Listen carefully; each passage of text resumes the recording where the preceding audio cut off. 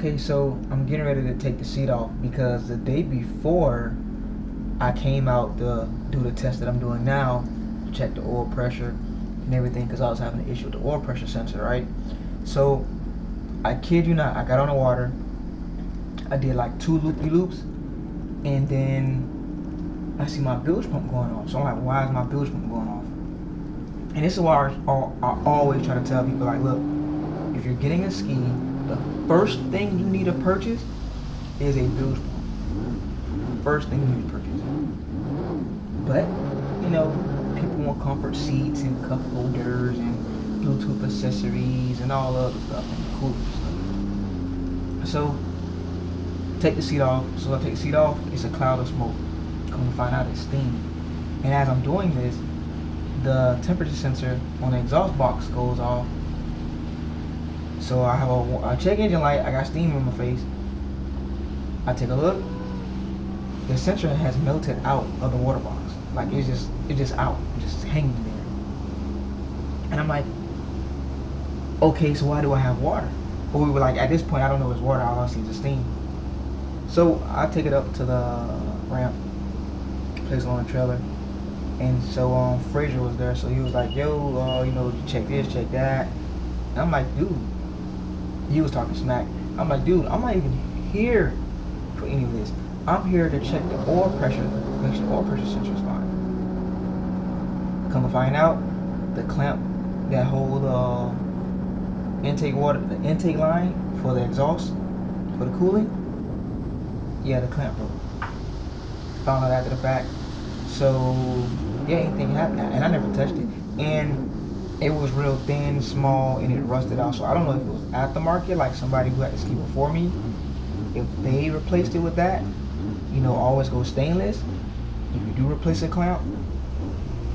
But from what they were telling me, is like sometimes they come from factory like that, and I'm like, that's crazy. But yeah. And so now, as I'm riding the ski, so for some reason when the trim is down, I was barely able to hit 50, and the GTS would dominate this 230. But once I set the trim up, she fly. So I have to look into that issue there with this whole trim thing, and I don't know if it's the IVR or the bucket, but yeah.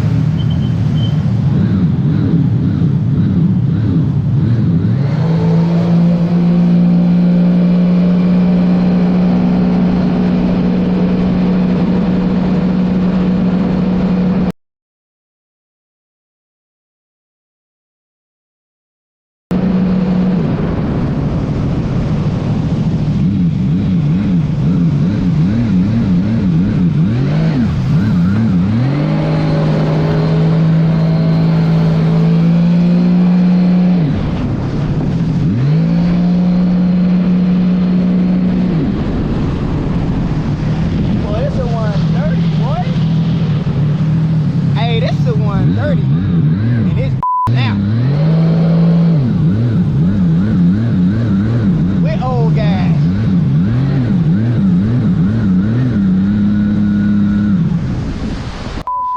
Put this shit off.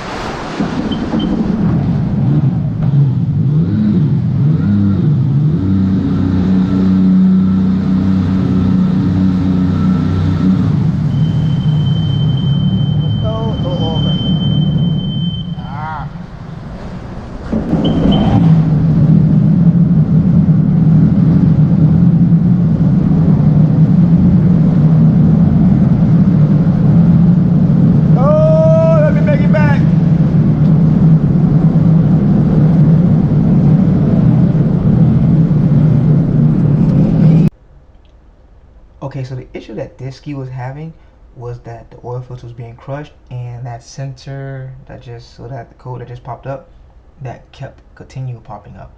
So originally there was no water in the oil, which supposedly causes it.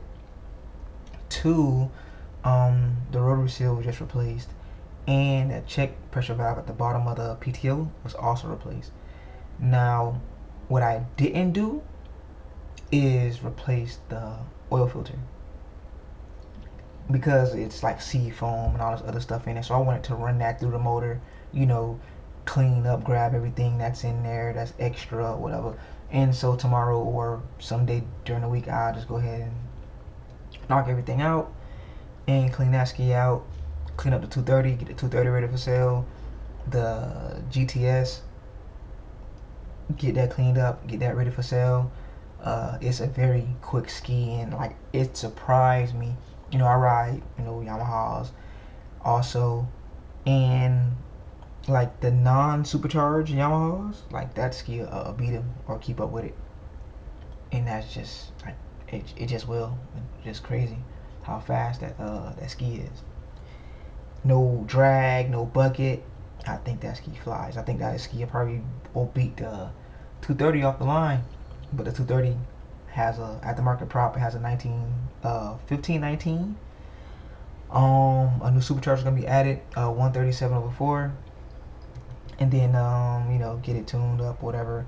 And it already has like a Riva water box. I think that was installed because they didn't want to go through the hassle of trying to install the original one back in for whatever reason. But yeah, and the day before, when I took the ski out, all I did was replace the oil pressure sensor on the GTR230. And I took the ski out, and you know, as I said earlier, the little holes popped off. So with skis, it's always something. So it's like, imagine if that ski was ready and I would have sold that ski, then that would have happened.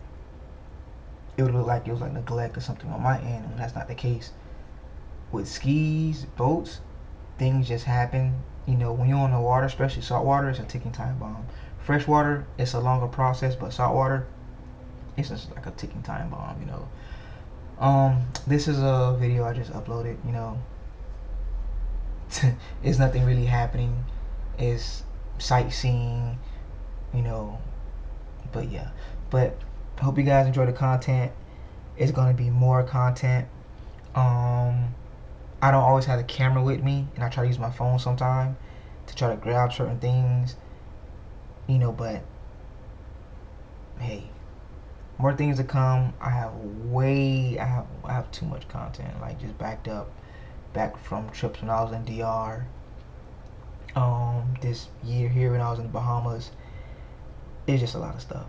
So don't worry, guys, more things are coming. Stay tuned. Thank you for the love and support. You can check it by seeing